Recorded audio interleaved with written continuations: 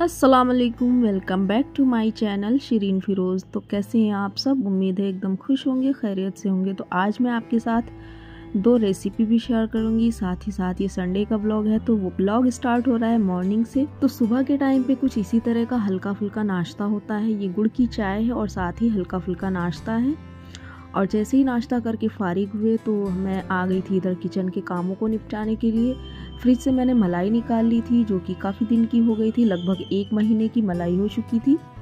और ये नया मिक्सर जो मैंने आपको रिव्यू भी दिया था, ये मिक्सर मैंने मंगाया था और काफ़ी अच्छा मिक्सर निकला है। तो अब मैं इसी में जा रही हूँ अपनी जो देसी घी निकालने की प्रोसेस को करने के लिए। तो ये मलाई काफ़ी ज़्यादा थिक हो चुकी है। मैंने ये वाली थोड़ा ज़्यादा फ्रेश है मलाई, तो ये थोड़ा सा गीली है अभी। और काफ़ी जो पहले की मलाई है ना, वो काफ़ी ज़्यादा थिक हो चुकी है। तो इसको निकालने के बाद हम अपना देसी घी निकाल लेंगे। अच्छा, आपकी जो मैंने देसी घी निकाला था बिल्कुल डिफरेंट प्रोसेस से निकाला था। मैंने यूट्यूब पर काफ़ी सारी वीडियोस तो देखी थी कि देसी घी और आप मिक्सर में निकाल सकते हैं बहुत ही ईजीली, लेकिन मुझे समझ में नहीं आ रहा था कि ये कैसे प्रोसेस होता है। लेकिन खैर मैंने भी ये करके देखा ना, तो मुझे काफ़ी अच्छा लगा और इस प्रोसेस से देसी घी ज़्यादा निकलता है।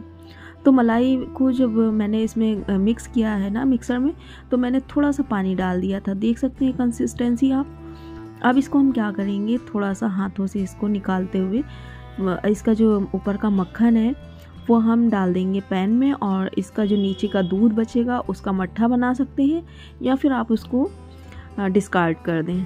अच्छा, देसी घी बनाने का पूरा प्रोसेस मैं आपको नहीं दिखाऊंगी, क्योंकि इसके पहले की वीडियो में मैंने आपको देसी घी बनाने का जो मेथड है वो आपके साथ शेयर किया था। काफ़ी अच्छा मेथड है, अगर आपने नहीं देखा हो तो ज़रूर से देखिएगा, क्योंकि संडे का टाइम है और काफ़ी ज़्यादा बिजी शेड्यूल था। तो देसी घी वाला प्रोसेस करने के बाद ये मैं बनाने लग गई थी फ़िश स्टू, और स्टू बहुत अच्छा टेस्टी बनकर तैयार हुआ था। मैंने फ़िश को अच्छे से वॉश कर लिया था और इसके बाद हम इस तरह से फ़िश के पीसेस को फ्राई कर लेंगे, थोड़ा सा लीड लगाकर, क्योंकि इसमें जो है थोड़ा सा ऑयल छिटक रहा था ऊपर।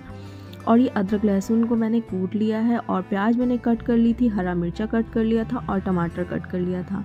अब ये जैसे ही फ़िश के पीसेस फ्राई हो जाएंगे अच्छे से दोनों साइड से, हम फ़िश को बाहर निकाल लेंगे और इसके बाद हम कुछ प्रिपरेशन करेंगे मसाले वगैरह की। तो स्ट्यू में बहुत ज़्यादा मसाले नहीं डाले जाते हैं और ये सिर्फ खड़े मसाले का ही बनता है लखनऊ स्टाइल से, और बहुत ही ज़्यादा टेस्टी बनकर तैयार होती है। तो इसमें मैंने मेथी दाना डाल दिया है थोड़े से, और इसके बाद 1 प्याज मैंने डाल दी है, 1 से 1.5 प्याज डाल दीजिएगा। और जैसे ही प्याज थोड़ा फ्राई हो जाएगी, हरे मिर्ची चॉप करके डाल देंगे टेस्ट के मुताबिक, 1 टमाटर डाल देंगे और थोड़ा सा फ्राई करेंगे। इसके बाद अदरक लहसुन जो मैंने कूट के रखा था ना, वो डाल देंगे और इसके बाद थोड़ा सा फ्राई करेंगे, क्योंकि अदरक लहसुन की स्मेल निकल जानी चाहिए। फिर थोड़ा सा नमक डाल देंगे जायके के मुताबिक। अब ये एकदम सूखा बनता है, तो इसमें आप थोड़ा सा नमक अपने हिसाब से एडजस्ट कर लीजिएगा। अब सिर्फ 10 मिनट के लिए इसको लिड से कवर करके मैंने पका लिया था और हमारा स्ट्यू बहुत बढ़िया सा बनकर तैयार हो गया था। दोपहर हो चुकी थी, तो मैं आ गई थी छत पे नमाज़ पढ़ने के लिए, क्योंकि धूप काफ़ी अच्छी निकली हुई थी। तो मैंने सोचा छत पे ही नमाज़ पढ़ लेते हैं, थोड़ा धूप लग जाएगी तो अच्छा लगेगा। और फिर मैंने छत पे ही सब्जियां मंगवा ली थी बच्चों से, तो ऊपर छत पे ही मैं सब्ज़ी काटने लगी थी। सोया मेथी मैं कट कर रही थी, आलू वगैरह छील लिया था। तो फिर नीचे आके मैंने सब्ज़ी भी पका ली थी सोया मेथी की, बहुत अच्छी बनकर तैयार हुई थी। फिर मैं गाजी को खाना खिलाने लग गई थी दोपहर में। तो ये सोया मेथी की सब्ज़ी बच्चे बड़े शौक़ से खाते हैं।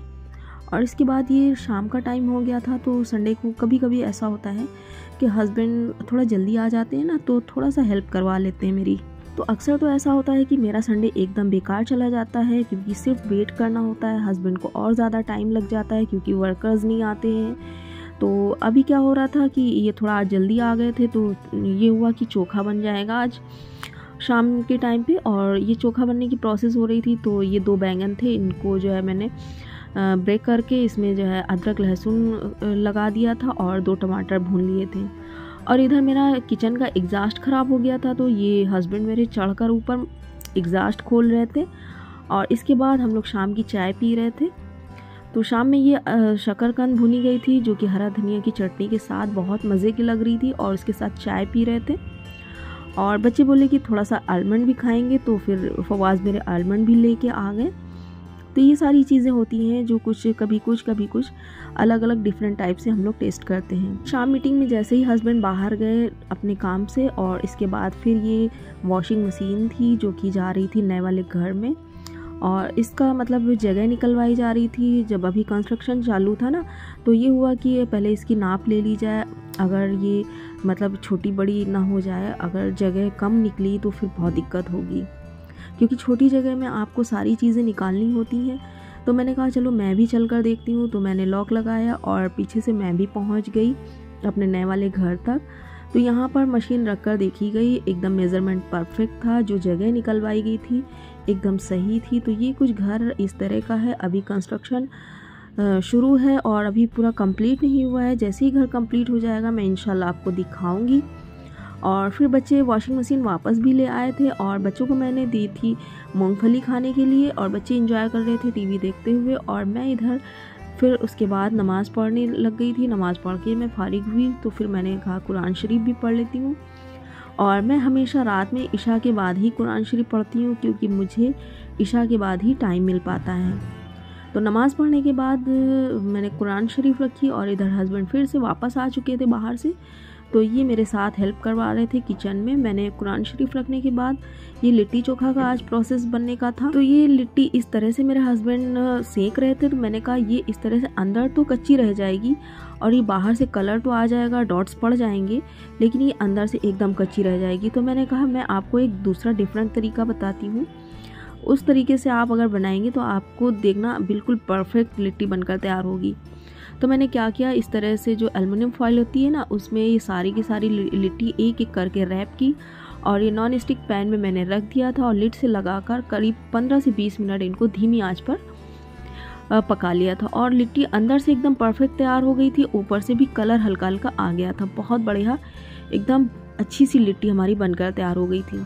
तो इस बीच में मैंने रोटियां भी पका ली थी, और मैंने कहा रोटी पका रहे हैं तो फिर देसी घी भी लगा देते हैं इसमें। गरम रोटियां हैं, और एक मेहमान भी आ रहे थे खाने पे, तो मेहमान आ चुके थे, तो मैंने कहा कुछ थोड़ा सा डिफरेंट हो जाएगा तो अच्छा लगेगा। अच्छा, मेहमान को आने के बाद उनको जाने की भी जल्दी थी, तो फिर मैंने फ़ौरन से दस्तरखान लगा दिया, और बच्चे और हम लोग मिलकर खाना सर्व कर रहे थे। फटाफट से हमने कहा खाना लगा देते हैं। तो काफ़ी सारी चीज़ें बन गई थी, और वेज में आपको सभी को पता है कि काफ़ी ज़्यादा अरेंजमेंट करना पड़ जाता है अकॉर्डिंग टू नॉनवेज की। अगर नॉनवेज की डिश होती है तो कुछ कम ही चीज़ों में आपका काम चल जाता है, लेकिन अगर वेज का आपने इंतज़ाम कर रखा है तो काफ़ी सारी चीज़ें आपको अरेंज करनी पड़ जाती हैं। सोया मेथी की सब्ज़ी, लिट्टी चोखा और सांभर, और साथ में देसी घी में लिट्टियाँ डिप कर कर के जब खाई जा रही थी ना, तो जो मज़े की लग रही थी बस पूछिए मत। बच्चों समेत मेहमान को भी, मतलब मेहमान इतना खुश होकर गए कि पूछिए नहीं, उनको बहुत ज़्यादा पसंद आई। पूरी की पूरी आज की जो दावत थी, उन्होंने कहा कि जो है हाँ जी, ये नॉनवेज वाली दावत से काफ़ी ज़्यादा अच्छी दावत है। आज एक मेहमान के लिए हम लोगों ने अगर मेहनत 100% की थी तो रिज़ल्ट भी 100% ही आया, क्योंकि मेहमान समेत बच्चे भी मेरे खुश हो गए थे, क्योंकि बच्चे ना मुँह नाक ज़रूर बनाते हैं कुछ ना कुछ खाने पीने में। लेकिन आज का पूरा रेसिपी उनको बहुत ही ज़्यादा समझ में आई थी, बहुत ज़्यादा खुश हो गए थे। तो मैंने बोला कि मैं बाद में खाना खा लूँगी, आप लोग खा लो, कुछ कम ज़्यादा पड़ेगा तो मैं निकाल कर दे दूँगी। लेकिन सब बोले नहीं, आप भी साथ में ही खा लो। तो फिर मैंने भी साथ में खाना खाया, और उम्मीद करती हूँ आज का व्लॉग आपको पसंद आया होगा। अगर पसंद आया हो तो लाइक करिएगा। अल्लाह हाफ़िज़।